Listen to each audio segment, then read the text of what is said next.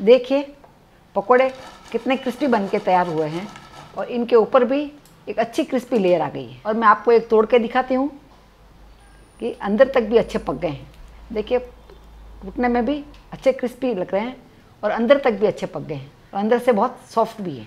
तो आप देख रहे हैं ये पकोड़े कितने टेम्पटिंग लग रहे हैं और साथ ही क्रिस्पी बन के तैयार हुए हैं। तो आज हम आपको इन्हीं पकोड़ों की रेसिपी बनाना बताएंगे। वैसे तो इसकी रेसिपी रेगुलर पकोड़े से थोड़ी अलग होती है, पर खाने में बहुत ही टेस्टी बन के तैयार होते हैं। और एक बार आप खाना शुरू करेंगे तो बार बार आपका खाने का मन करेगा। तो आइए आलू के पकोड़े बनाना शुरू करते हैं। आलू के पकोड़े बनाने के लिए हमने 4 आलू लिए हैं। इन आलू को साफ हमने धो लिया है और धो करके पोंछ भी लिया है। अब इन आलू को हम छील लेते हैं। आप चाकू से छील सकते हैं, नहीं तो पीलर से भी छील सकते हैं, जैसे भी आपको सुविधाजनक लगे उससे आप छील करके ऊपर का कवर निकाल दें। बेचारा आलू को हमने छील लिया है। अब इन आलूओं को हम कद्दूकस कर लेंगे। ये कद्दूकस करने के लिए हमने कद्दूकस लिया है और इसके बड़ा वाला साइज है उधर साइड में आप कद्दूकस करें। कद्दूकस करते समय आप अपना हाथ का जरूर ध्यान रखें, आराम से करें। अभी सभी आलू को हमने कद्दूकस कर लिया है, पर आलू के अंदर स्टार्च वाले पानी की मात्रा बहुत ज़्यादा होती है, तो इसे हमें निकालना पड़ेगा। इस पानी के साथ में यदि हम करेंगे तो पकोड़े जो बनेंगे वो क्रिस्पी नहीं बनेंगे, सॉफ्ट बन जाएगा, जो खाने में टेस्टी नहीं लगेंगे। तो इसीलिए इसके अंदर का पानी निकाल लेते हैं। इसका पानी निकालने के लिए हमने एक कपड़ा लिया है और नीचे एक बाउल रख दिया है और इस कपड़े के अंदर हम सभी आलू डाल देंगे। अभी इसके चारों कोनों पकड़ के इसका निचोड़ के अच्छे से पानी निकाल लेंगे।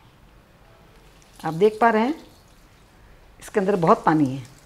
इतना पानी हम रखते तो पकोड़े हमारे अच्छे नहीं बनते। जितना हो सके आप निचोड़ करके इसका पानी निकाल लें। अभी पानी हमने इसका निकाल दिया है। अभी हम आलू को वापस एक बाउल में निकाल लेते हैं। आप देख सकते हैं कि आलू काफ़ी सूखे हो गए एकदम। इसे जो पकोड़े बनेंगे बहुत ही क्रिस्पी बन के तैयार होंगे। अभी हम इसमें मसाले डाल देते हैं। अभी हमने एक प्याज को छोटा छोटा काट दिया है, प्याज भी इसमें डाल देंगे।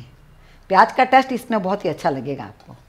इसी के साथ हमने 2 हरी मिर्ची ली है, जिसको भी हमने छोटा छोटा काट लिया है, वो भी इसमें डाल देते हैं।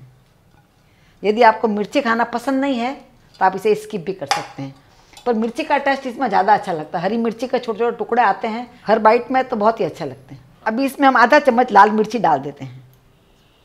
मिर्ची आप अपने टेस्ट के हिसाब से कम ज़्यादा कर सकते हैं।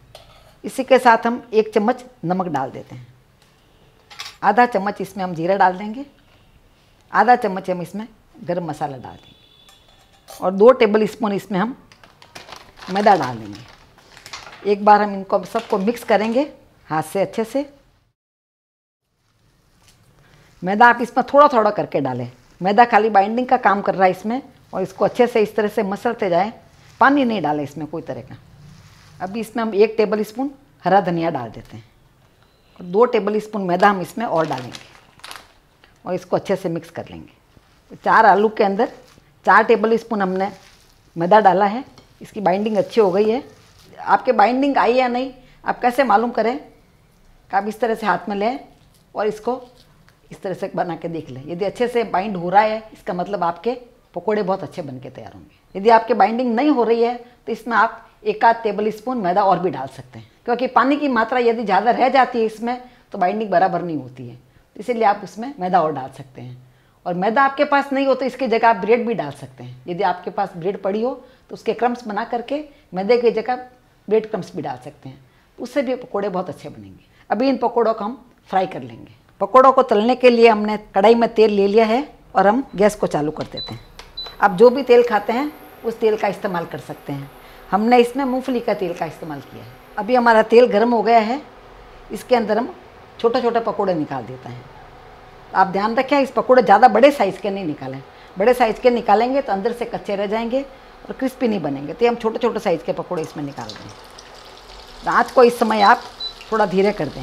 ज़्यादा तेज़ आँच में करेंगे तो बाहर से तो ज़्यादा पक जाएंगे और अंदर से कच्चे रह जाएंगे, तो उनका कलर बाहर से काला दिखने लग जाएगा। पकोड़ा जिस समय आप डालते हैं, ये पकोड़े काफ़ी सॉफ्ट होते हैं, उस समय आप इसको हिलाएं नहीं।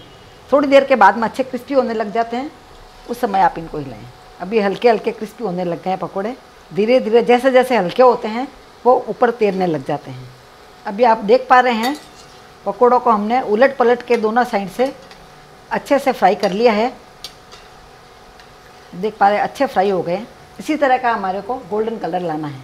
यदि आप तेज़ आंच में करेंगे तो इस तरह का कलर नहीं आएगा, वो जल जाएंगे। तो मीडियम फ्लेम में इनका कलर बहुत अच्छा आया है।